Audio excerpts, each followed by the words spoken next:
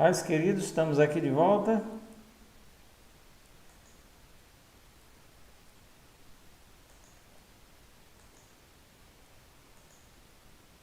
Como estamos?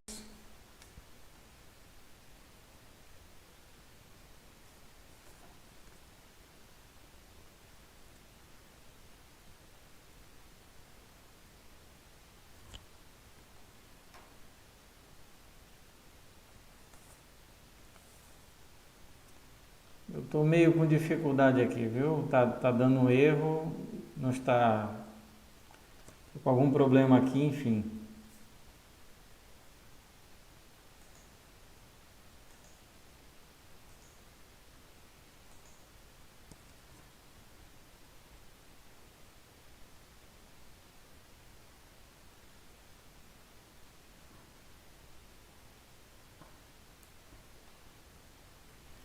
Eu estou tentando descobrir se eu estou conseguindo estar online ou não aqui.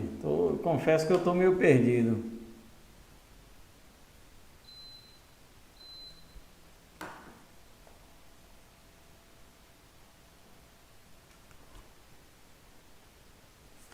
O tema é estou ferido, mas eu acho que era para ter colocado estou perdido, porque eu habilitei o chat, né? Deixa eu ver se aparece alguma coisa aqui.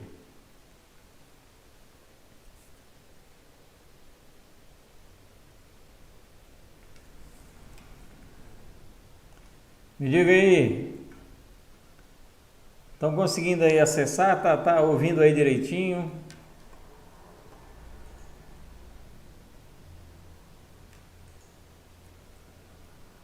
Tá online, né? Tá dando certo o áudio aí, tá vendo direitinho? Porque eu tô...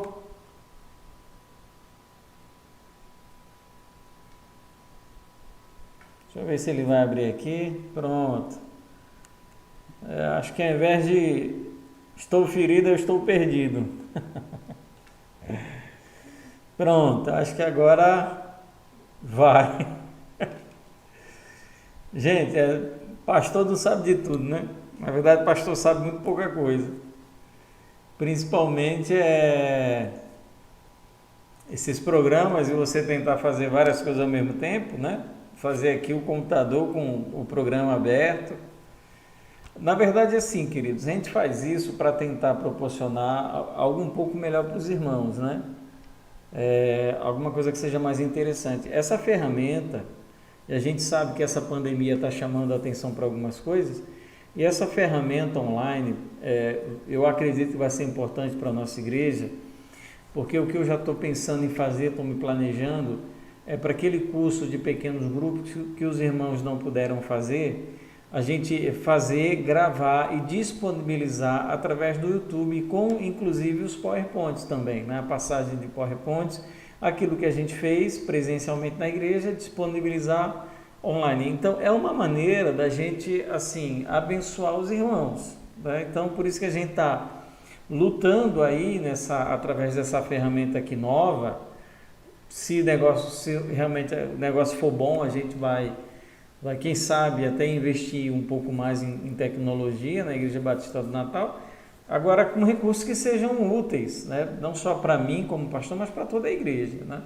Então por isso que a gente está lutando aí, está nessa briga para fazer as coisas acontecerem, tá bom? Então antes de orar, eu acredito que agora a gente já pode aí dar finalmente início, hein, Adão? Adão me acompanhou aí nessa luta para poder transformar o nome, né? Porque o YouTube ele gera um link, esse link é um código, e para você poder transformar esse código no nome da igreja, Igreja Batista do Natal, você tinha que ter no mínimo 100 inscritos, e Adão e Lúcio também aí me ajudaram a dar esse processo de conseguir mudar o nome da igreja. Amanhã a nossa live do culto de domingo, com ceia, tá certo? Até aqui, ó, o aviso. Amanhã a nossa live ela vai ser com um grupo de louvor. O pessoal do grupo de louvor se disponibilizou. A gente vai fazer de tudo, viu, gente? Não vou prometer, porque eu sou pastor, não sou deputado nem vereador, não sou senador, mas a gente vai fazer de tudo para amanhã nossos irmãos do louvor estarem com a gente aí. Deus queira que seja possível, tá bom? Expectativa boa aí para estar com os irmãos, tá certo? Então, agradecemos. Bom, avisos hoje, eu tenho esse que está aparecendo na sua tela. Amanhã, às 18 horas, nós vamos ter, continuando uma série que nós temos trabalhado aí, daí falamos sobre o Deus misericordioso, falamos sobre o Deus irado. Amanhã nós vamos falar sobre o Deus Salvador, tá certo? Quero convidar você, só que essa transmissão está até marcado aí para ser feita através do Facebook, mas nós vamos mudar porque ela também vai ser feita através do YouTube, já que os irmãos aí se dispuseram a fazer, nós vamos tentar fazer também através do YouTube, ou se for o caso, através até dos dois, né? A gente usa o celular também para fazer através do Facebook, tá bom? Amanhã. Também quero dar um aviso para os irmãos, né? Se quiserem contribuir, colaborar, ofertar financeiramente, a gente está colocando aqui embaixo, né? Aqui, ó, aqui embaixo, os dados da conta da igreja, na Igreja Batista do Natal, agência Banco do Brasil, 3698, dígito 6, e conta corrente 9094, dígito 8, tá bom? Você pode aí nos abençoar missões e os trabalhos que hoje a Igreja Batista do Natal tem desenvolvido, tá bom? Se você quiser também pode nos acompanhar nas redes sociais. A Igreja Batista do Natal, ela está no Facebook @Batista do Natal, e também o nosso canal do YouTube, Igreja Batista do Natal, tá certo? A Igreja Batista do Natal, presencialmente, né? Pelo menos aí, não enquanto esse decreto da governadora impedir a gente de se reunir presencialmente, mas a Igreja Batista do Natal fica na Rua Mossoró, número 403, bairro de Petrópolis, Natal, RN. Se você um dia quiser nos visitar, você vai ser muito querido, muito amado, vai ser muito bem recebido, tá certo, queridos? Então, se você não me conhece, tive só um probleminha aqui. Tá certo? Se você não me conhece, meu nome é Anderson Xavier, eu sou pastor da Igreja Batista do Natal, e nessa tarde, agora final de tarde, começo da noite, tenho o prazer aí de poder estar com você, tá certo? Queridos, vamos orar. Nós temos um tema hoje muito interessante, que é o tema Estou Ferido, né? E eu sei que esse tempo que a gente vive é um tempo difícil, e às vezes você passa muitas pessoas na sua casa, e às vezes a pessoa que você mais ama parece ser uma pessoa às vezes tão difícil de lidar. Esse é o tempo, convívio e tudo mais, seja filho, esposa, amigo, companheiro de trabalho, ou enfim, pessoas, até a rede social também proporciona isso, pessoas que não conhecem você, às vezes entram, já aconteceu comigo isso, de pessoas que simplesmente vão lhe ofender, e isso pode magoar, ferir você. Então essa reflexão, esse estudo, né, não é um sermão, é um estudo, é justamente sobre como a gente pode estar tratando, trabalhando essas feridas, né, essas marcas que hoje acompanham a gente no nosso coração. Não é algo exaustivo, a gente não consegue em uma hora fazer algo profundamente exaustivo, demorado, né, abrangente, fazendo algumas orientações gerais, algumas observações que talvez sejam interessantes para a gente começar a trabalhar o nosso interior, o nosso coração, porque talvez ele esteja tomado, ocupado, angustiado por algum tipo de problema, de pecado, de mágoa, de marca, né? E às vezes são marcas que vêm de anos, né? Feridas que a gente vem carregando e a gente vem protelando o momento de resolver, de trabalhar e tratar. Então eu fiz essa reflexão pensando justamente nesse momento, tá bom? Então vamos orar, pedir que o Senhor esteja conosco. Paizinho, eu quero te agradecer, meu Deus amado, por estarmos aqui nessa tarde, juntamente com esses irmãos, ó Deus, que buscam, ó Pai, de alguma maneira, ó Senhor, resolver algumas questões talvez da sua alma, talvez seja esse o objetivo de estarem aqui, para buscarem, Senhor, algo sobre como resolver algum problema interior, algum pecado, alguma mágoa, alguma ferida, alguma dificuldade que carregam. Então, Deus, que essa palavra de alguma maneira sirva de orientação, né?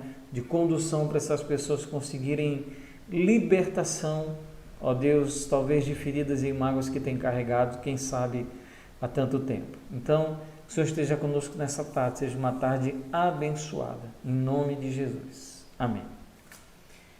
Então, queridos, eu quero convidar você a abrir a palavra do Senhor no livro de Gênesis, capítulo 33, versículo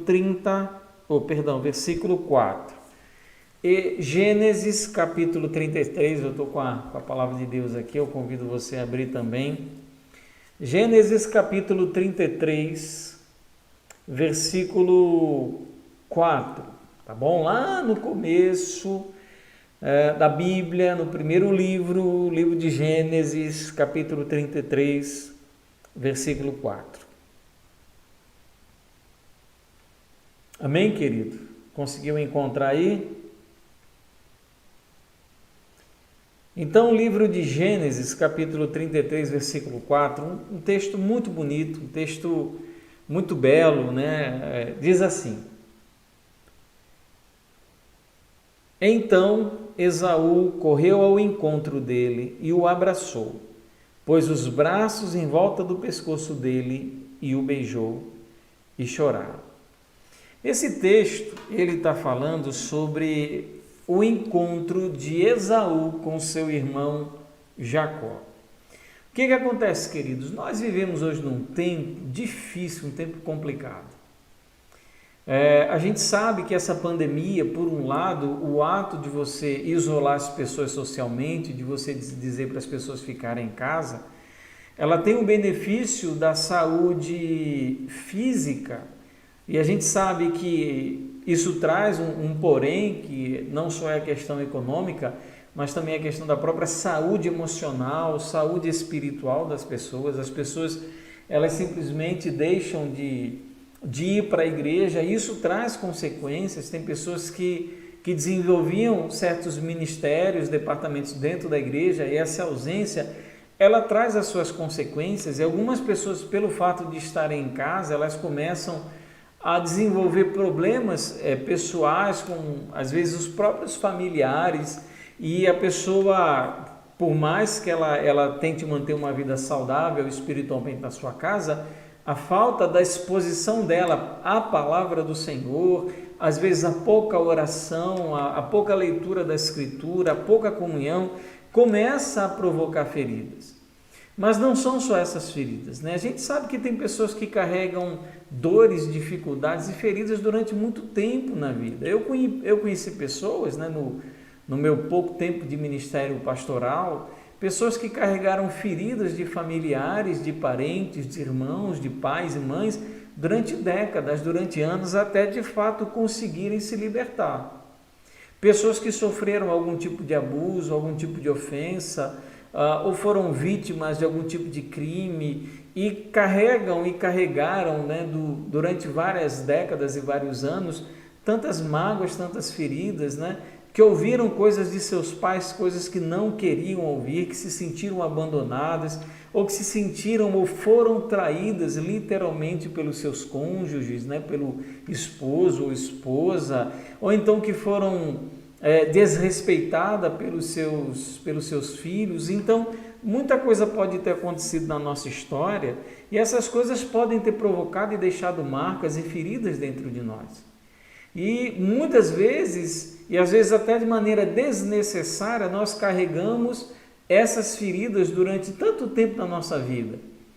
Nós guardamos, nós ficamos mantendo essas coisas em nosso coração, e parece que ao invés do tempo se assumir a responsabilidade de amainar e aplacar essas feridas, parece que o tempo vão tornando elas ainda maiores, né? Vão recrudescendo, vão alimentando, e parece que com o tempo vão ainda destruindo o nosso coração e a nossa alma. E essas coisas parece que com o tempo vão se tornando cada vez mais difíceis de conviver com ela. E o que a Bíblia então nos relata e diz sobre a maneira como nós devemos tratar e cuidar dessas questões? Nosso objetivo aqui, como eu falei, não é dar um estudo prolongado, o nosso tempo não permite. Quem sabe em outra oportunidade nós não podemos falar algo de maneira mais profunda, mas o nosso objetivo aqui nessa tarde é tratar de maneira um pouco geral essas questões que são tão importantes, que são aquelas que dizem respeito às feridas da nossa alma, né? As marcas, né? As angústias que nós trazemos dentro de nós, né? E essas feridas, elas acontecem dentro do nosso coração por várias razões.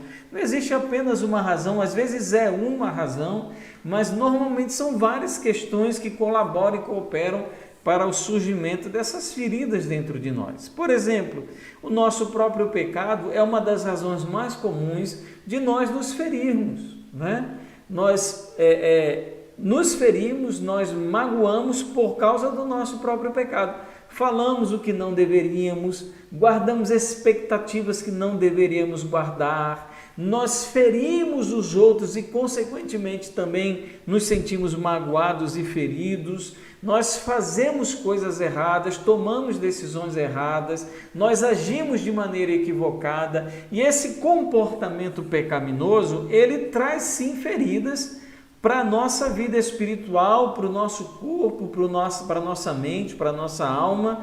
E, por exemplo, pode ter uma pessoa que se envolveu com prostituição ou que se envolveu com homossexualismo, e esse comportamento, ele com certeza ele traz para você feridas que precisam ser trabalhadas e tratadas, né, durante toda a sua vida. Então, o nosso próprio pecado, ele gera em nós muitas feridas, mas não só o nosso próprio pecado, o pecado dos outros também produz em nós feridas, mágoas, insatisfação, incompreensão.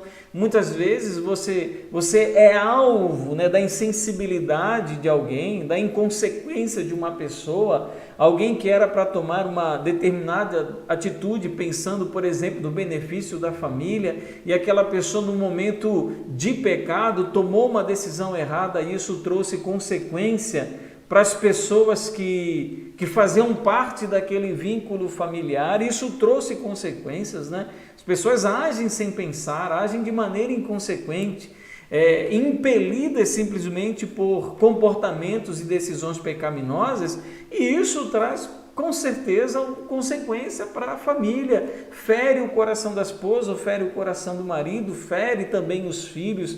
Isso traz toda uma série de consequências, e essas marcas podem ficar no coração das pessoas por muito tempo. Então nós temos também não só a nossa luta contra o nosso pecado, a luta contra o pecado dos outros que nos fere, nós temos também a luta contra o mundo caído, né? O mundo que nós vivemos é um mundo caído, é um mundo cheio de iniquidade, é um mundo cheio de pecado, de coisas erradas, de crime, de iniquidade, e essas coisas com certeza elas produzem em nós efeitos muito ruins, não é? Desemprego, eu lembro quando eu era jovem, saindo da adolescência, indo para a juventude, foi a primeira vez que eu ouvi a palavra "você está demitido", e isso trouxe coisa ruim para o meu coração. Você se sente muito mal, você se sente sem valor. Dificilmente uma pessoa sai de uma experiência dessa se sentindo melhor. A primeira atitude é você se sentir abatido. Então, nós vivemos num mundo em que o pecado, você trabalha para comprar as suas coisas, para ter o seu carro, para ter o seu sustento material. Às vezes você luta para comprar um celular, alguma coisa, e simplesmente vem uma pessoa que decidiu não trabalhar na sua vida, e ele rouba, ele assalta, entra dentro da sua casa, entra na sua casa, tira os seus bens, tira o seu sustento, às vezes agride a sua família, e isso traz marcas. Então nós vivemos num mundo que o pecado, ele provoca, ele traz consequências e fere também a nossa alma, fere também o nosso coração. Então nós não estamos falando de algo incomum, estamos falando de algo incomum. Então as marcas, as feridas, elas vêm por causa do nosso pecado, por causa do pecado dos outros, e por conta dessa estrutura mundana caída, esse mundo caído que também nos fere e acaba desferindo contra nós golpes duros que provocam e trazem feridas, né? Coisas difíceis de lidar. E não só isso, se não bastasse o nosso pecado, pecado dos outros e a estrutura mundana, a cosmovisão mundana que nós vivemos hoje, que traz prejuízo na nossa vida. Além de tudo, ainda tem o diabo, né? Nós, além de tudo, ainda temos que lidar com o diabo. O diabo é o nosso inimigo feroz, ardiloso, e ele faz de tudo para acabar com a gente, para nos estimular, para nos ferir, para nos maltratar. E isso acontece muitas vezes, né? A gente não pode fechar os olhos para as feridas, né? Que não de maneira direta muitas vezes, mas às vezes usando pessoas. O diabo pode ter usado um parente seu, pode ter usado um irmão, um pai, um amigo, um patrão, ou pode estar nesse momento utilizando eles contra você, e você se sente ferido, você se sente desamparado, entristecido por conta disso. Então não é fácil, queridos, e sempre que a gente fala em coisas que nos feriram, né, não tem como você pensar numa ferida no futuro. Você fala de alguma coisa que aconteceu no seu passado. A ferida é histórica. É algo que está na sua história, é algo que aconteceu com você. Então, eu acho que a primeira atitude, se nós falarmos em começar a resolver essas feridas, é você não negar que elas existem na sua história. É você saber que você precisa encará-las de alguma maneira, uma hora ou outra. Não adianta ficar fugindo ou tentando negar que na sua história essas coisas não aconteceram. Então, nós precisamos encarar que coisas ruins aconteceram conosco, nós fomos feridos, nós fomos magoados, fomos entristecidos. De fato, essas coisas aconteceram. Algumas pessoas têm uma certa facilidade, digamos assim, em lidar com determinadas feridas. Tem pessoas que são tolerantes, tem pessoas que conseguem perdoar com muita facilidade, que não fazem questão, por exemplo, de serem ofendidas em rede social, não estão nem aí. Então, tem pessoas que de alguma maneira conseguiram desenvolver uma certa capacidade e habilidade em lidar com esses ataques que poderiam trazer feridas, né, ao seu coração. Já outros não. Tem pessoas, e na verdade eu acho que a maioria dos seres humanos, em determinada medida, não conseguem lidar bem com determinadas coisas e acabam se sentindo feridos. Acontece. E a gente então não vai simplesmente negar que existem pessoas que se magoam, né? Eu sou muito sarcástico, né? Minha esposa, ela está de prova, ela sabe disso. O meu humor é muito ácido, né? E não é todo mundo que consegue lidar com a minha personalidade. Eu tenho lutado contra isso, né, para evitar com que as pessoas se firam quando eu falo ou faço determinadas observações, né? Às vezes eu não sou tão direto, às vezes eu uso algum tipo de ironia, e não é todo mundo que consegue lidar com essa maneira de eu falar ou de eu argumentar. Então eu tento lutar contra essa minha característica. O que a gente precisa entender sobre buscar a cura dessas feridas é que normalmente a resposta que as pessoas dão é uma resposta às vezes muito simplória. É como se dissesse para você: olha, o que você precisa é confiar em Deus e orar. E isso então vai resolver todos os problemas da sua vida. Só que nem sempre só a oração ela vai resolver. Ela vai tratar de fato o que precisa ser tratado em nós. Nem sempre é só a oração, o entrar dentro do seu quarto, que vai resolver aquele problema de ferida. Aí você está dizendo: não, mas pastor, mas o que você está dizendo é antibíblico. A Bíblia diz que a gente tem que orar. De fato, a Bíblia diz que tem que orar. Eu vou lhe dar um exemplo lá de Mateus, do Evangelho de Mateus, quando ele fala: se o teu irmão pecar contra ti, o que você tem que fazer? Se trancar no quarto e orar? Não. Vá até ele.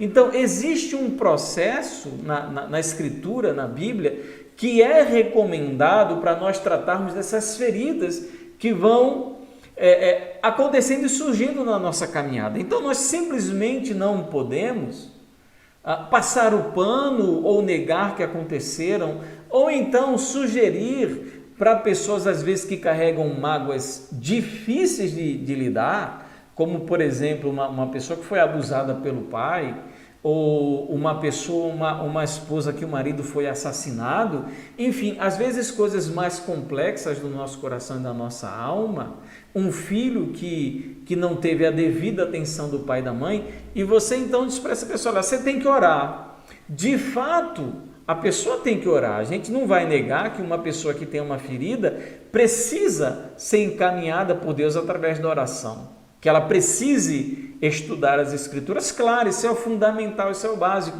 mas a pessoa precisa, em determinado momento, perdoar, ela precisa ouvir, ela precisa ir, ela precisa liberar esse perdão para que ela mesma consiga a libertação.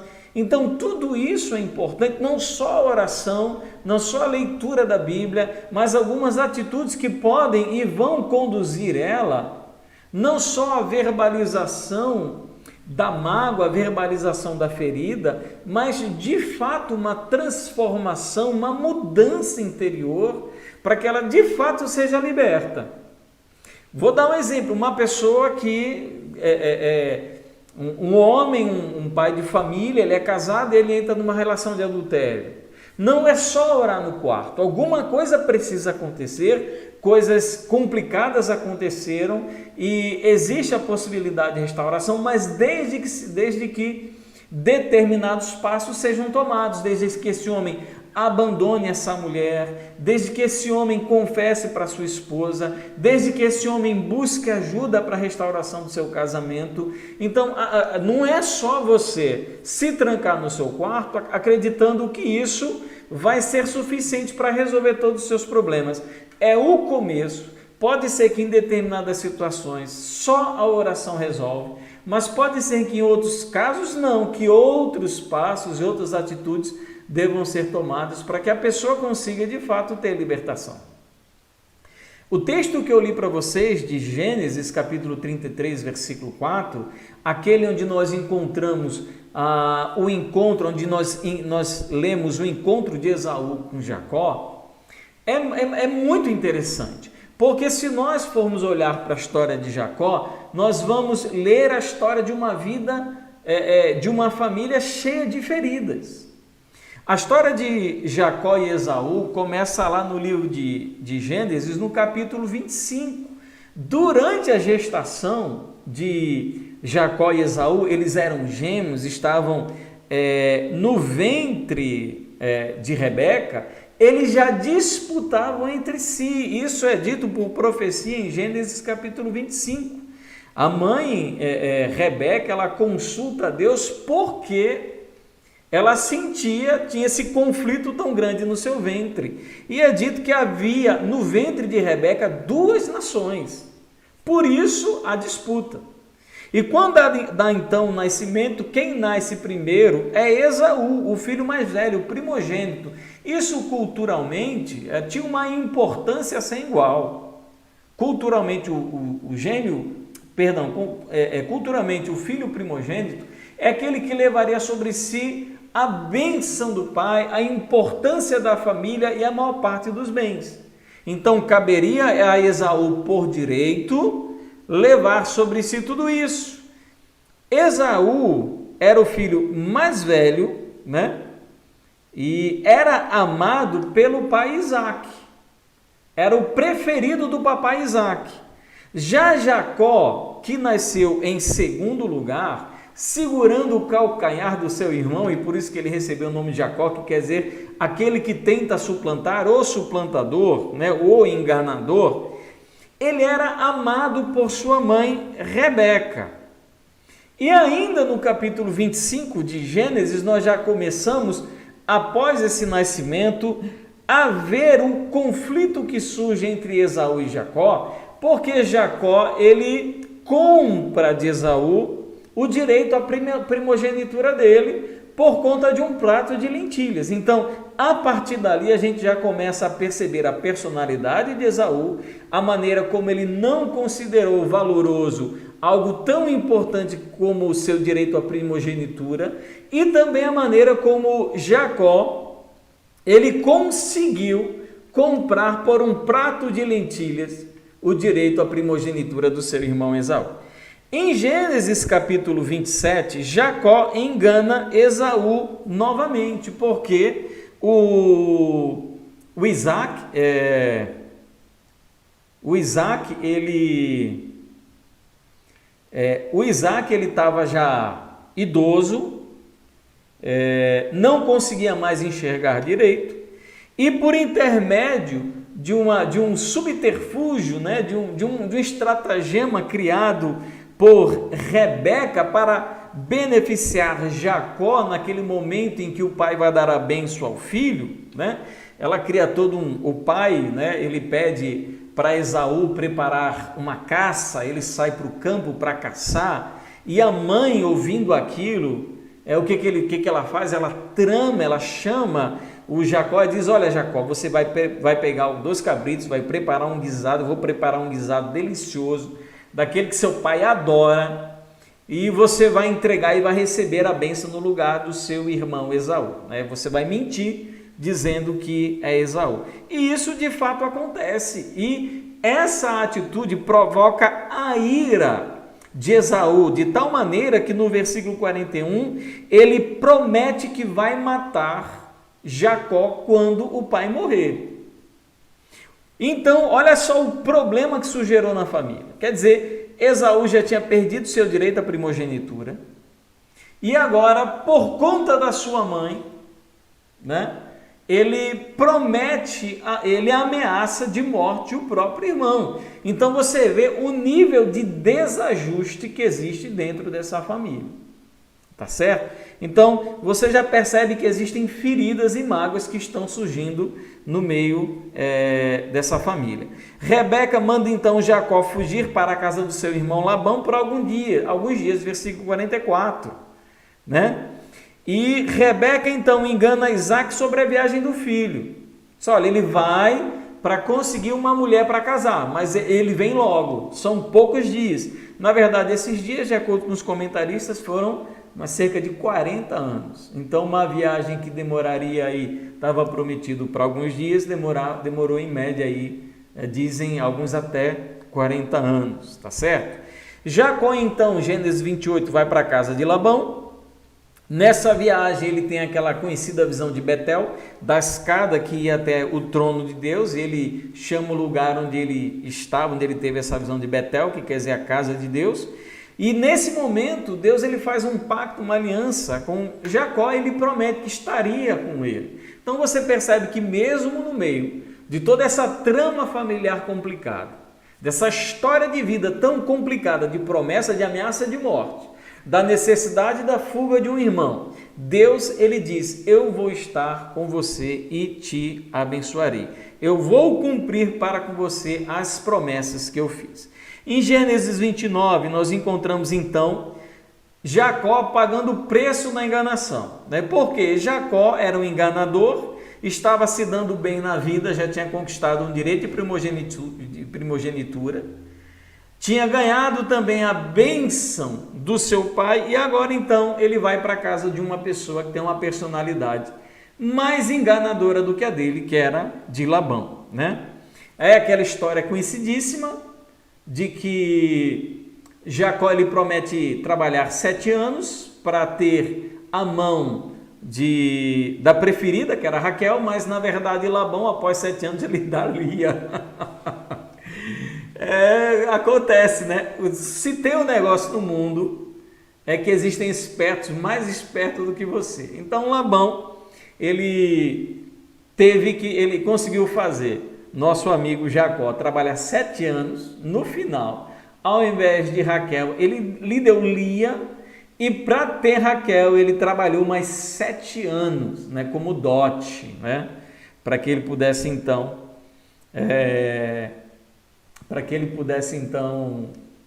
ter, e ele acaba então casando com Raquel e Lia. Mas olha só como é que é interessante, né? Dentro da casa de Jacó e Esaú eram vítimas de uma disputa de atenção dos seus pais. E o que acontece? Na casa do próprio Jacó se repete a história. A gente precisa parar, né, com essa visão de eu vou fazer tudo completamente diferente. Nem sempre. A tendência, se a gente de fato não aplicar o nosso coração em obedecer a Deus e fazer as coisas como devem ser feitas, é que a gente acabe repetindo as histórias.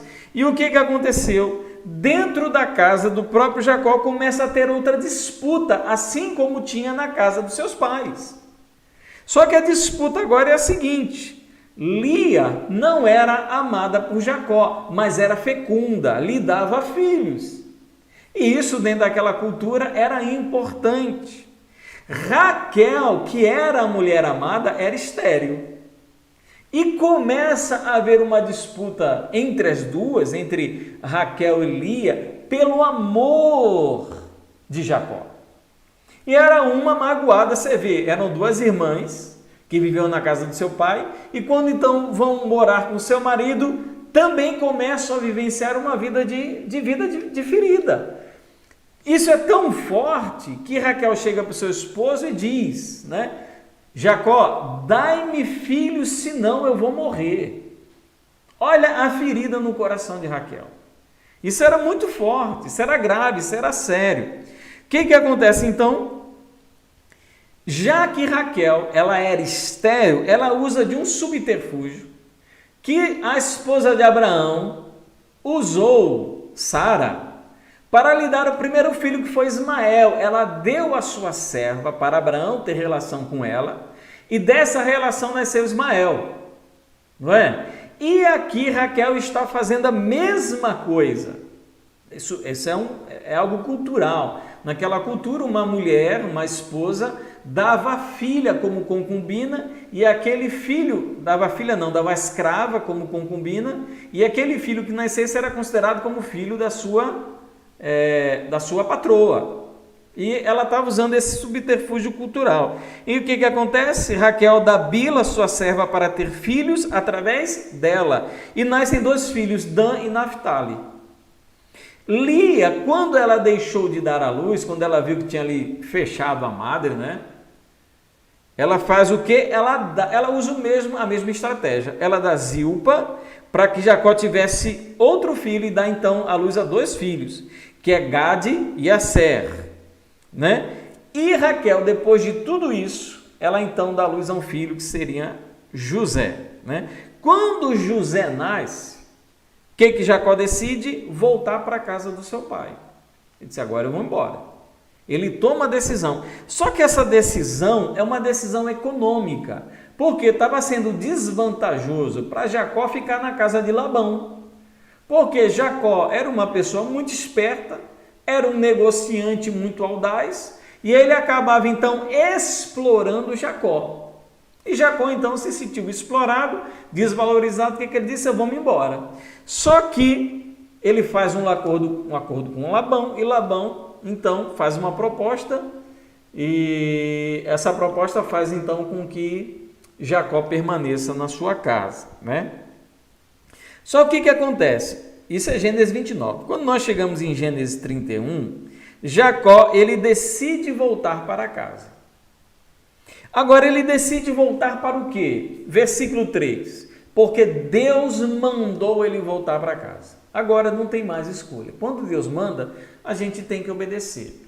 E Jacó, então, que pensando em questões econômicas, tinha permanecido com Labão, e para ele, de fato, economicamente foi muito importante que ele ficasse. Ele saiu de lá rico, né? Deus o abençoou, mas chegou um momento, então, ele fala, você tem que voltar para sua casa.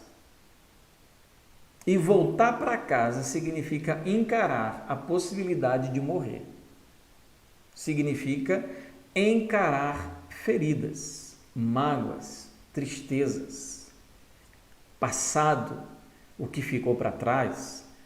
Significa para Jacó isso. Ele teria que voltar para sua casa e encarar o seu irmão Esaú. É interessante, o que Deus ele falou para Jacó não é, olha, volta para a tua terra, volta lá para Canaã, onde você estava. Ele diz, volta para a tua casa.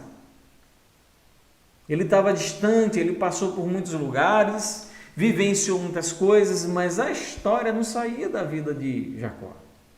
E muitas vezes, queridos, Deus, de uma maneira, até vou dizer inexplicável, mas de uma maneira muito compassiva, ele nos manda voltar para a nossa casa, a gente revisitar a nossa história, ver o que aconteceu, o que ficou de tristeza, o que ficou para trás que a gente não resolveu, mágoas e tristezas, coisas que a gente carrega dentro do nosso coração e a gente simplesmente não resolve. E Deus chega para Jacó e fala: Jacó, é hora de você voltar para casa. O que ele faz?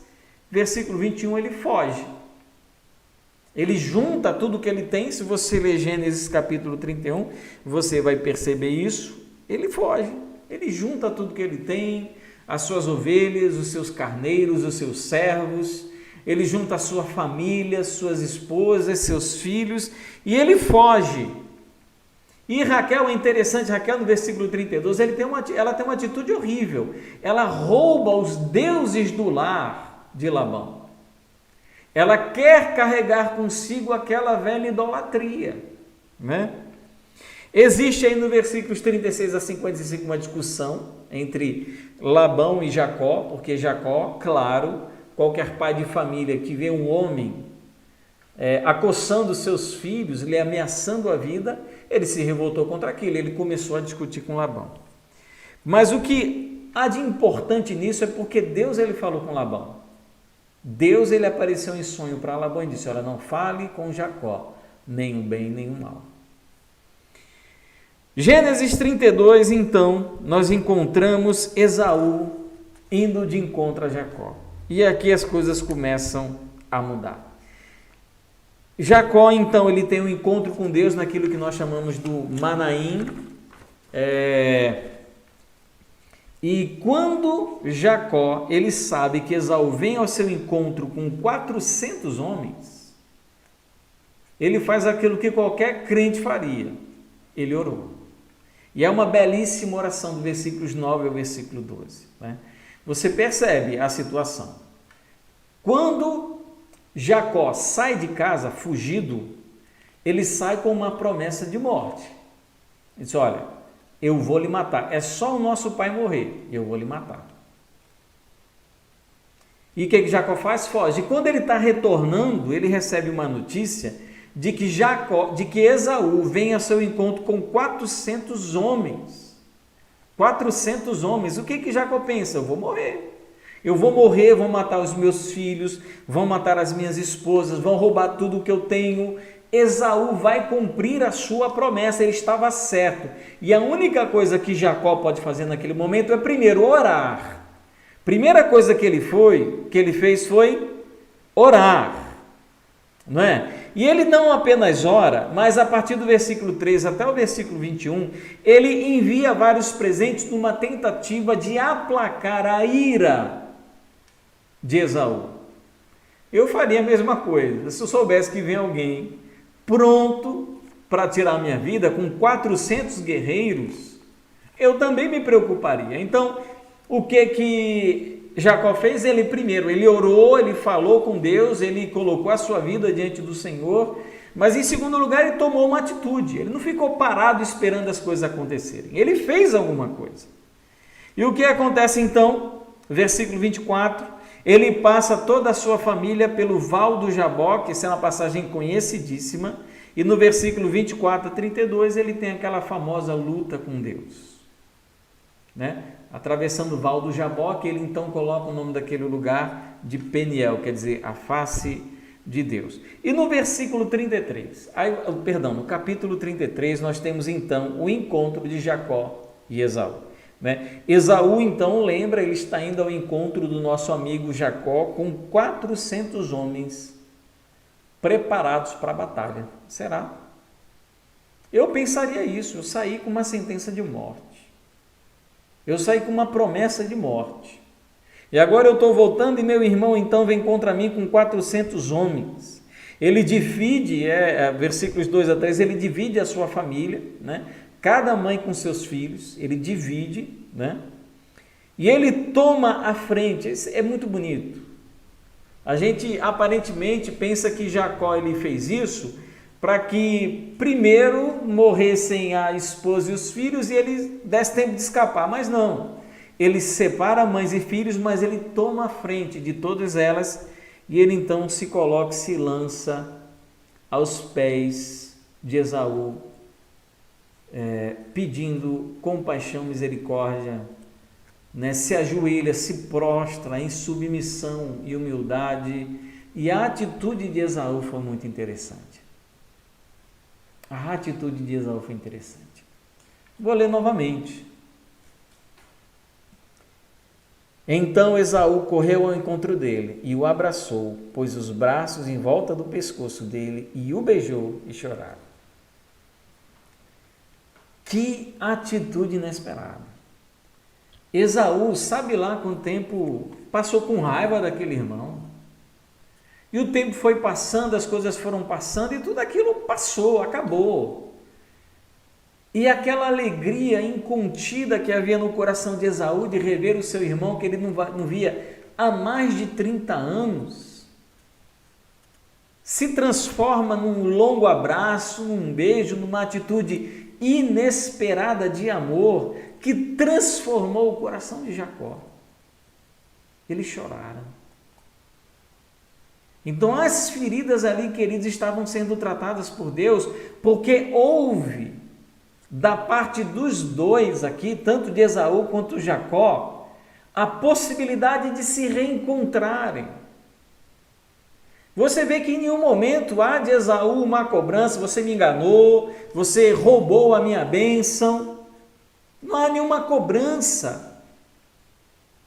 Mas simplesmente aquela atitude de humildade, de se ajoelhar, de tratar o seu inimigo, o seu irmão inimigo, como o Senhor da sua vida, foi transformador. Então, queridos, a gente percebe que foi uma ferida de 30, 40 anos que estava sendo curada e tratada naquele momento. E o quanto Deus ele falou e trabalhou no coração daqueles dois irmãos durante esse período. Meu irmão, talvez você tenha aí dentro do seu coração, dentro da sua alma, coisas guardadas há tanto tempo que precisam sim de um trabalhar do Espírito e talvez de, como fez Jacó, decidir voltar para casa, decidir revisitar a sua história, perdoar quem precisa de perdão, se reconciliar com as pessoas. E eu queria então lhe indicar algumas coisas importantíssimas sobre como você pode então começar a tratar as feridas no seu coração que ainda não foram tratadas. Primeiro, eu acho que é essencial, isso é um ponto extremamente negligenciado, é o essencial conhecimento correto sobre Deus. Não conhecer a Deus ou conhecê-lo de forma errada traz grandes problemas. Se nós não conhecemos a Deus como Ele de fato quer ser conhecido, se nós não entendemos a Deus como de fato Ele é, nós podemos sim guardar mágoas e feridas no seu coração e não tratá-las de maneira adequada. Se nós acreditamos que Deus é um Deus ausente, que Ele não olha para nós, que Ele não está olhando para os nossos problemas, isso pode ter consequências na nossa vida. Se nós encontramos e acreditamos que Deus é tolerante ao pecado, que Ele simplesmente não vai fazer nada em relação às coisas que eu estou cometendo, que são pecado, essa visão de um Deus tolerante ao erro vai sim trazer consequências para a minha vida, assim como a visão de um Deus que seja um Deus cruel, um Deus sem escrúpulos, um Deus que não perdoa, vai também trazer problemas. Eu conheço pessoas que fizeram de tudo, pediram perdão a Deus, pediram perdão a pessoas que magoaram, fizeram tudo, procuraram resolver, mas a visão que tem de Deus é uma visão de um Deus tão cruel, de um Deus tão sem empatia, que eles não se sentem perdoados pelo Senhor. É uma visão errada acerca de Deus.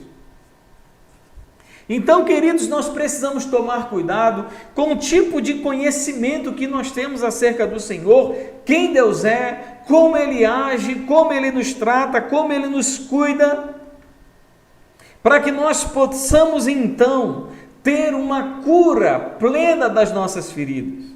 Então vamos deixar de nos levar pelos falsos profetas, pelos pregadores que não expõem as Escrituras, pelos nossos sonhos e nossas visões, E vamos voltar os olhos para conhecer de fato quem Deus é e como Ele é. Nós muitas vezes, para resolver os nossos problemas, nós preferimos os nossos atalhos enganosos, os nossos paliativos, os nossos placebos. É como aquele marido que é adúltero e é ausente do seu lar, e para resolver os seus problemas, ao invés dele pedir perdão, dele confessar e abandonar o pecado, ele decide levar a esposa para um grande passeio para tirar férias. Mas voltando, ele continua com a mesma prática.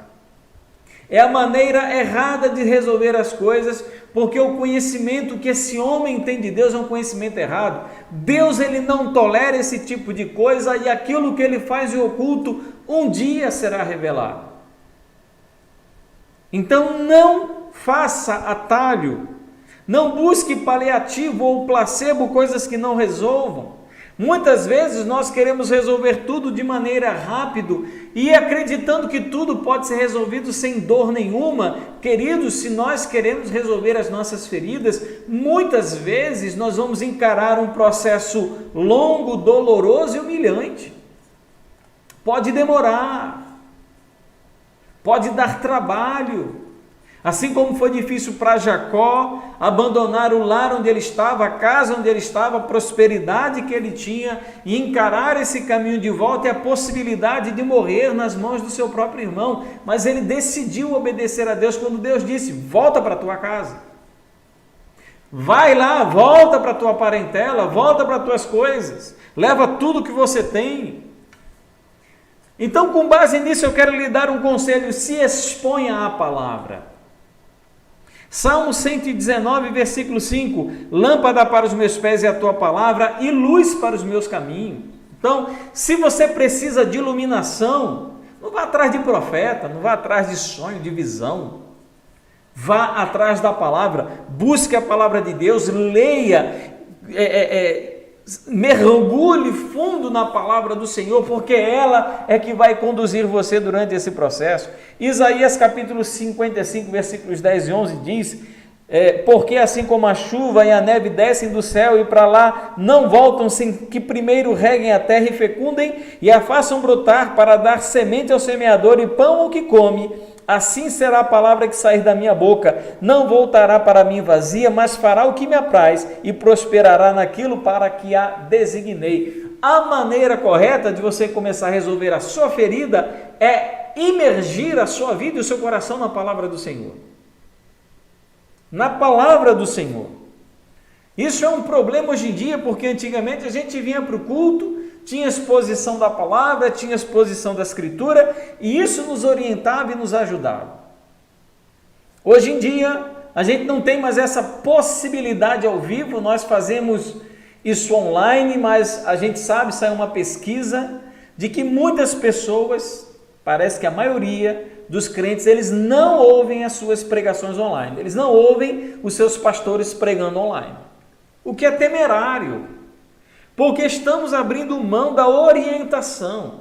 E o que acontece? A pessoa às vezes não quer ouvir o seu pastor, aí vai procurar determinados pregadores na internet, que só a graça e a misericórdia de Jesus. Pessoas que não têm temor a Deus, pessoas que não conhecem a Deus de maneira adequada, e ficam se alimentando com comida ruim, ficam sendo orientados por coisas que não estão de acordo com a palavra do Senhor. Como eu já vi pregador na internet dizer que crente não peca mais. Isso é um absurdo. Ou como eu vi cantora gospel falando, por exemplo, de que o crente pode fazer tudo porque agora não existe nada mais que seja pecado. Então, querido, estude a palavra, se dedique a aprender a palavra. Você quer conquistar a cura de uma ferida, volte o seu coração para a palavra do Senhor. Você quer, não, eu não quero ouvir pastor Anderson, ele é muito chato pregando, é muito chato ensinando. Você tem todo o seu direito. Você não é obrigado a me ouvir. Agora, por favor, procure bons pregadores que exponham de fato a palavra do Senhor. Não vá atrás daquilo que vai fazer massagem nas suas costas, ou vai massagear o seu ego, mas vá atrás daquele que vai lhe ensinar a palavra, vai confrontar e vai lhe ajudar a vencer essas feridas que você guarda no seu coração. Querido, nada de bom vem do mau conhecimento de Deus, só coisa ruim. Se a pessoa está pregando alguma coisa e não é a palavra, não é de acordo com a palavra, eu vou tirar alguma coisa boa daquilo. Não tire nada não, sabe por quê? Porque daquilo que é ruim só vem coisa ruim. Procure gente que ensine com qualidade a palavra do Senhor. Então, primeira coisa, nós que queremos de fato lutar por uma cura das nossas feridas, precisamos conhecer mais a Deus, quem Ele é, o que Ele pensa, o que Ele deseja de nós, o que Ele pode fazer a meu favor sobre esse problema, sobre esse pecado e aquilo que eu tenho carregado durante esse tempo. O que eu posso fazer? Então, nós devemos, queridos, buscar justamente essa resposta em Deus. Então, se aproximar dEle, buscar o coração do Senhor. Então, primeiro, meu irmão, saiba que o essencial é você buscar o conhecimento correto de Deus. Se você conhecer a Deus de maneira errada, nada de bom vai sair disso.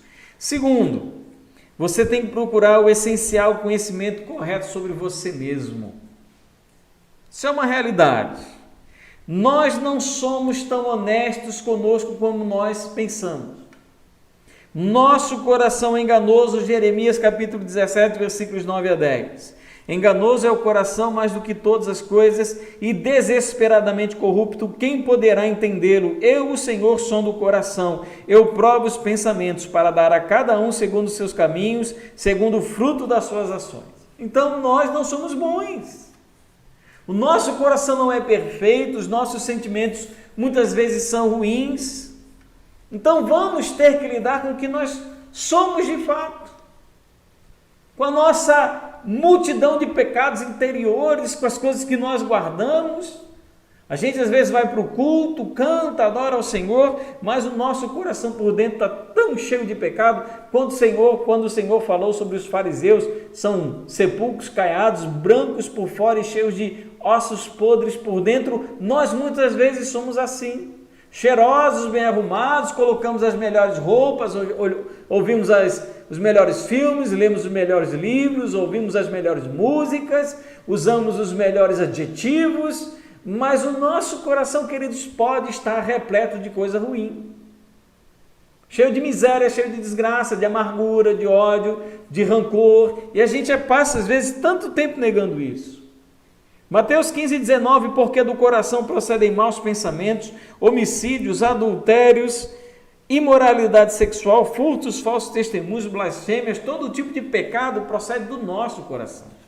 Então vamos nos conhecer, saber quem de fato somos e o que passa dentro da nossa vida e do nosso coração, da nossa mente, da nossa consciência. Não somos tão bons como nós acreditamos. Nosso pecado esconde quem de fato nós somos. Às vezes é difícil, queridos, reconhecer o quão orgulhosos e magoados nós estamos. Não é? É como aqueles negócios de criança, né? A criancinha, você pede um negócio para o seu coleguinha, diz, me dê um pouquinho desse suco. Aí ele diz, não dou não, aí eu também não queria.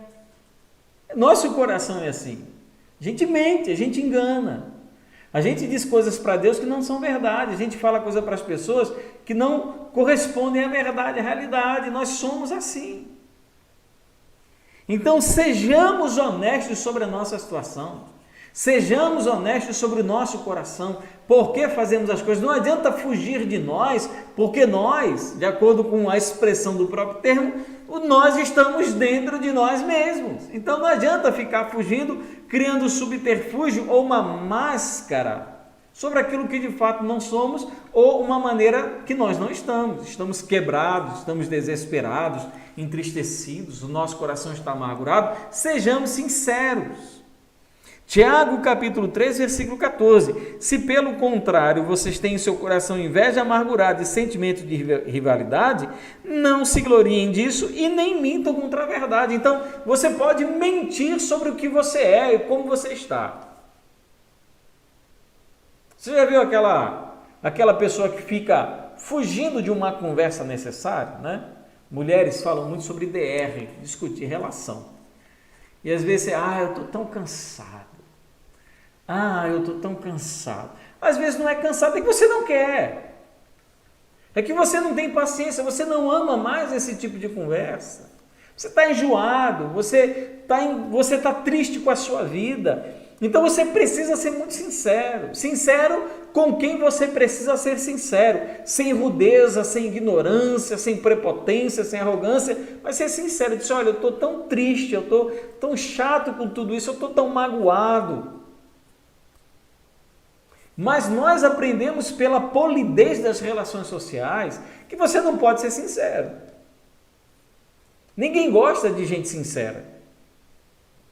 No falar, a gente gosta, mas sinceridade demais prejudica as relações. Se uma mulher pergunta, e aí, meu amor, gostou ou você acha que eu estou gorda? É difícil às vezes ser sincero nessas horas. Meu amor, eu estou gorda. Se você for sincero, pode ser que você vá dormir no sofá da sala. As pessoas não gostam muito de sinceridade. Se elas perguntam como é que você está, você diz que eu estou bem.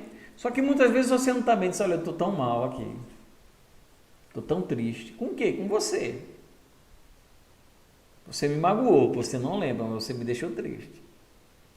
1 Coríntios capítulo 4, versículo 4, porque a consciência não me acusa de nada, mas nem por isso me dou por justificado, pois quem me acusa, quem me julga, é o Senhor. Então, eu estou bem na minha consciência, eu estou tranquilo, rapaz. Mas isso não quer dizer muita coisa, porque a tua consciência, ela é enganosa. Ela engana você. Então, primeiro, o essencial conhecimento correto sobre Deus. Nós precisamos nos preocupar com relação a isso. E eu, infelizmente, eu contemplo hoje uma igreja evangélica que valoriza muito pouco o bom conhecimento e valoriza muito o mau conhecimento, desde que esse mau conhecimento produza efeitos quantitativos à igreja. A verdade é essa, pastores principalmente. Às vezes não se preocupam em pregar, expor a Escritura com medo de que isso necessariamente faça com que as pessoas vão procurar uma igreja onde a palavra não seja tão pregada ou exposta com tanta fidelidade. Então, segundo, o essencial conhecimento correto sobre você mesmo, seja sincero, procure saber quem é você por dentro, como é o seu coração, fora daquela oração bonitinha que você faz quando está com os irmãos na hora do almoço, ou você está no meio de uma assembleia, você está num culto, o pastor pede, eu queria pedir para o irmão fulano orar, e você começa, ó Deus de Abraão, de Isaac, de Jacó, Senhor santo, santo, santo, Tu és Deus acima de todos os deuses, e faz aquela oração rebuscada, erudita, mas o coração é tão pecaminoso, tão sem vergonha. Era melhor dizer assim, não, irmãos, eu já não tenho a menor condição de orar. Mas nos falta, querido, sinceridade. Nos falta entender e compreender quem de fato nós somos e a profundidade das nossas feridas, das nossas mágoas. Terceiro, procure uma boa ajuda. Isso é importante. Você está ferido, você quer tratar da sua ferida, você não consegue fazer o sozinho ou sozinha, procure ajuda. A igreja, ela existe também para desempenhar esse papel. A gente sabe que a igreja ela tem se envolvido com muitas coisas, e muitas dessas coisas, são necessárias, são boas e são úteis, mas ela não pode esquecer que primordialmente a sua missão é a santificação e o pastoreio dos crentes e o discipulado. E tratar de mágoas e feridas faz parte do pastoreio e do discipulado. Eu fico muito preocupado quando eu vejo que pastores não pastoreiam mais. Eles pastoreiam instituições eles pastoreiam departamentos, eles pastoreiam caixa, eles pastoreiam membresia, eles pastoreiam ideias, eles pastoreiam instituições, mas não pastoreiam pessoas. É complicado isso. Tiago capítulo 5, versículo 16 diz: portanto, confessem seus pecados uns aos outros e orem uns pelos outros para que vocês sejam curados. Muito pode, por sua eficácia, a súplica do justo. Então é importante, você está precisando de cura, está precisando de cura para uma ferida, procure ajuda, pessoas que possam lhe ajudar, que tenham condição, pastores, líderes, pessoas mais maduras que tenham condições de ouvir a sua confissão de pecado. E possam lhe ajudar, lhe orientar, dizer alguma coisa para você, lhe animar a buscar uma vida mais santa e resolver o seu problema, aquilo que traz angústia e dificuldade à sua vida. Busque ajuda. A gente não busca ajuda por uma razão muito simples: orgulho. Porque se eu procurar ajuda, primeiro, eu vou estar assumindo a minha incapacidade de resolver sozinho, e eu não me sinto incapaz. E segundo, eu vou estar abrindo mão de uma visão que as pessoas têm sobre mim, que necessariamente não é isso. Eu vou ter que dizer para alguém que eu não sou aquilo que as pessoas pensam. Isso é complicado, queridos. Colossenses 3,16, que a palavra de Cristo habite ricamente em vocês. Instruam e aconselhem-se mutuamente em toda sabedoria, louvando a Deus com salmos, hinos e cânticos espirituais com gratidão no coração. Perceba que a palavra de Cristo, está vendo como é que eu falei a importância da palavra? Nosso primeiro ponto, imersão na palavra, né? Se expor à palavra de Deus, primeira coisa. E agora eu estou dizendo para você que a palavra de Cristo habitando em vocês, na igreja, que existe a possibilidade de vocês se instruírem e se aconselharem. Então veja como é que é importante. Procure ajuda. A igreja, ela existe para isso. Ela foi pensada para isso, para lhe ajudar, para lhe abençoar. Porque quando você procura ajuda, outras pessoas de fora podem dizer melhor para você e lhe dar uma condição melhor de tomar decisão. Elas podem lhe orientar mais. Então procure ajuda, meu irmão. Não fique sofrendo sozinho, sofrendo calado, porque a ferida, quando ela não é tratada, ela piora com o tempo. Você deixa de vivenciar, de experimentar coisas que seriam uma bênção para você e para os outros. Você carrega uma ferida há 10 anos, são 10 anos que você poderia ser uma grande bênção na vida de alguém, não é, porque você carrega sobre si uma ferida que lhe limita e lhe escraviza. O que você faz? Procura o pastor. Pastor, mas o meu pastor, o pastor da minha igreja, ele não está nem aí para mim. São 500, 600 pessoas na minha igreja, procure outra igreja. O pastor lá, ele só pensa em trocar de carro, ele só pensa em falar na internet, ele não liga mais para estar discipulando as pessoas, orientando as pessoas. Procure uma igreja que tenha condição de lhe ajudar. Agora, não viva 10, 15, 20 anos, 1 ano, 10 anos, 5 anos, carregando feridas que poderiam ser tratadas e resolvidas simplesmente porque você decidiu frequentar a igreja da moda. E para você, que é pecador também, é muito interessante você frequentar a igreja da moda, que é cheia, que é bonita, que aparece na TV, que tem canal com 5 mil curtidas no Facebook, que tem não sei o que do YouTube, que é a igreja da moda, que tem aquele louvor, que apaga a luz, que fica tudo escurinho, e aquilo tudo é muito gostoso para você. Mas no dia a dia da vida, quando a vida entra em conflito, quando a miséria bate a nossa porta, a desgraça espiritual começa a bater a nossa porta, a gente não consegue ninguém para abraçar, aí é que nós vamos valorizar a importância não de uma igreja cheia, mas de uma igreja que pessoas possam se abraçar. Eu não estou dizendo que toda igreja grande é amaldiçoada, é desgraçada e é cheia de gente desonesta. Ao contrário, tem igrejas que são grandes e abençoadas. Se a igreja cresceu, cresceu porque Deus permitiu que crescesse e abençoou. Mas se você não encontra isso, meu irmão, procure pessoas que possam lhe ajudar. Tem pessoas carregando dívidas e dívidas, anos e anos e anos e anos,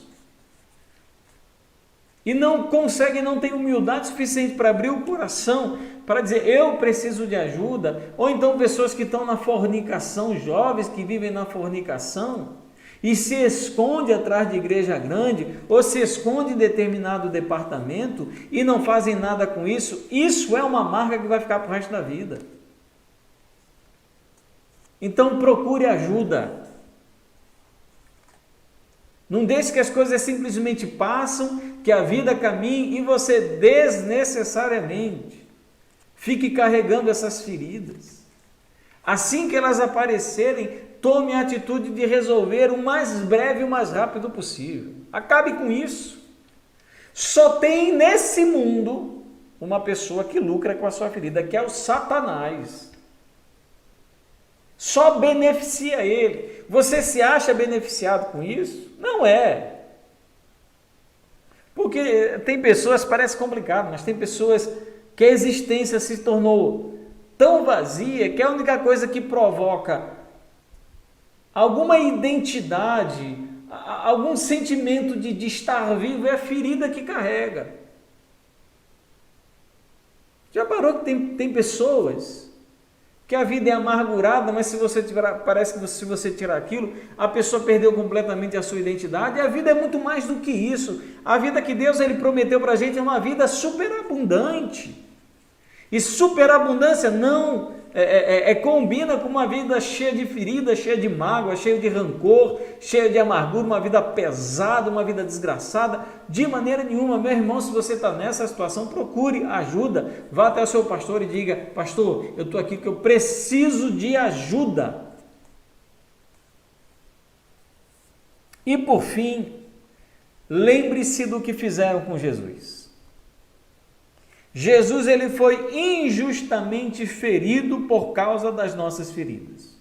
Isaías capítulo 53, versículo 5 diz, mas ele foi traspassado por causa das nossas transgressões e esmagado por causa das nossas iniquidades. O castigo que nos traz a paz estava sobre ele e pelas suas pisaduras nós fomos sarados. Deus ele sarou a nossa enfermidade espiritual. As nossas feridas com Deus foram saradas. E não há então por que ficarmos carregando feridas e feridas que diante de Cristo nós poderíamos receber a cura. Hebreus capítulo 12, versos 1 a 3 diz, portanto também vós, visto que temos a rodear-nos tão grande nuvem de testemunhas, livremo-nos de todo o peso e do pecado que tão firmemente se apega a nós e corramos com perseverança a carreira que nos está proposta, olhando firmemente para o autor e consumador da fé, Jesus, o qual em troca da alegria que lhe estava proposta, suportou sem se importar com a vergonha e agora está sentado à direita do trono de Deus.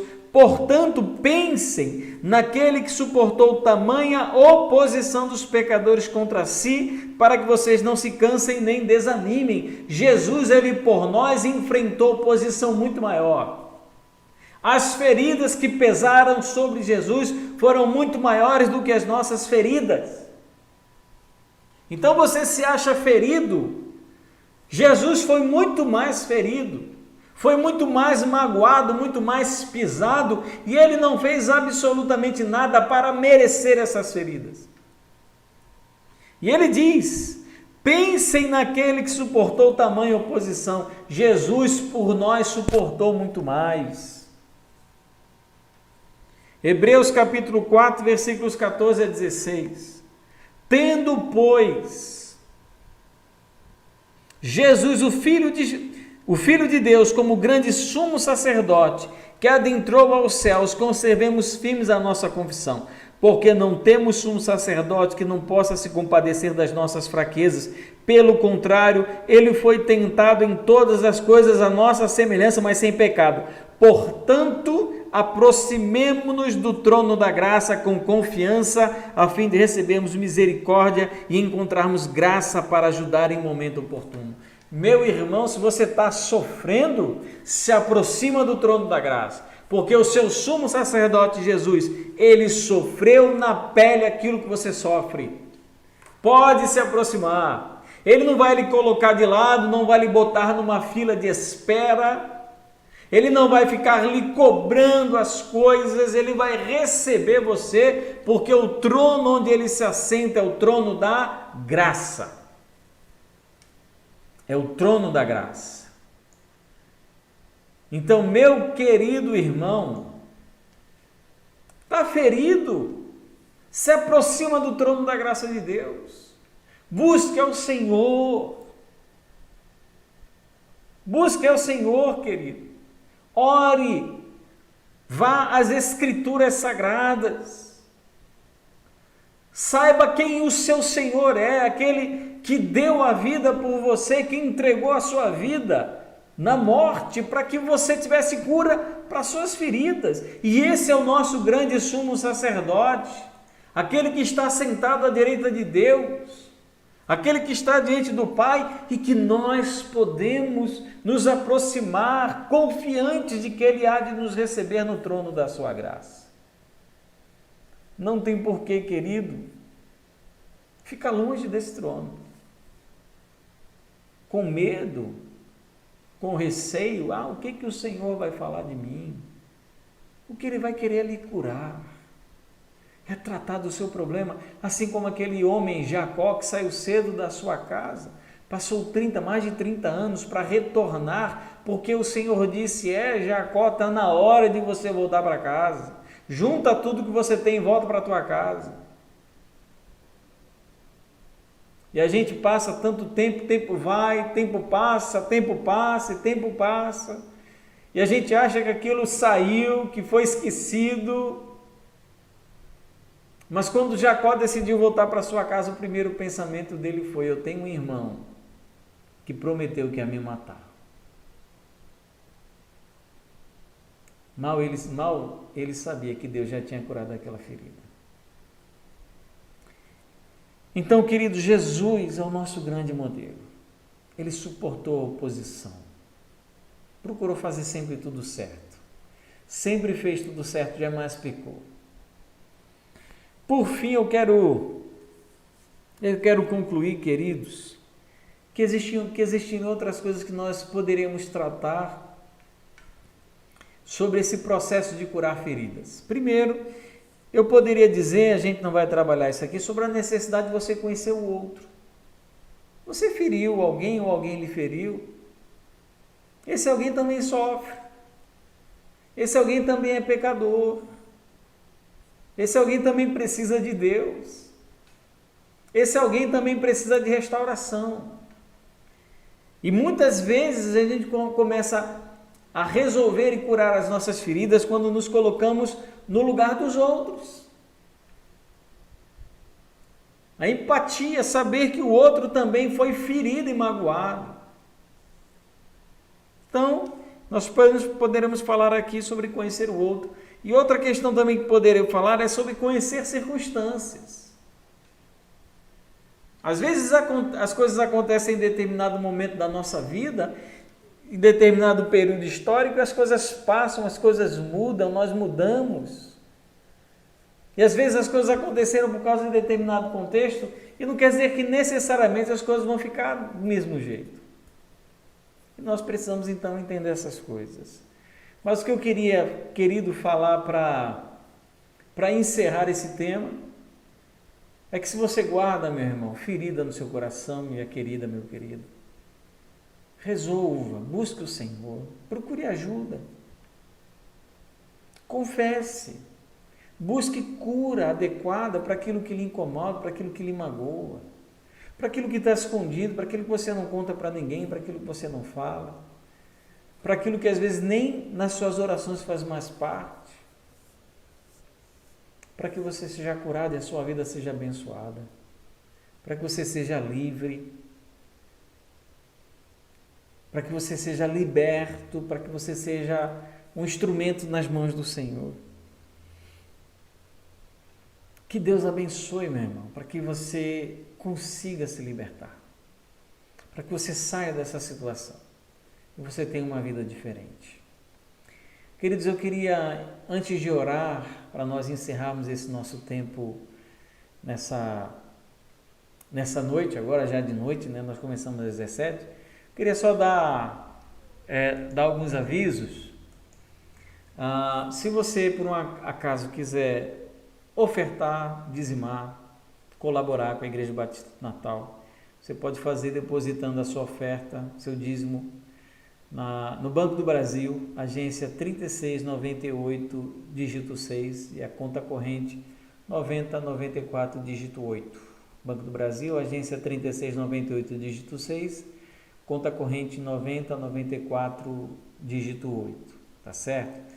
Nós temos também aí as nossas redes sociais, a Igreja Batista do Natal, ela tem a página no Facebook, é Batista do Natal, lá no Facebook, e no YouTube o nosso canal é Igreja Batista do Natal, tá bom?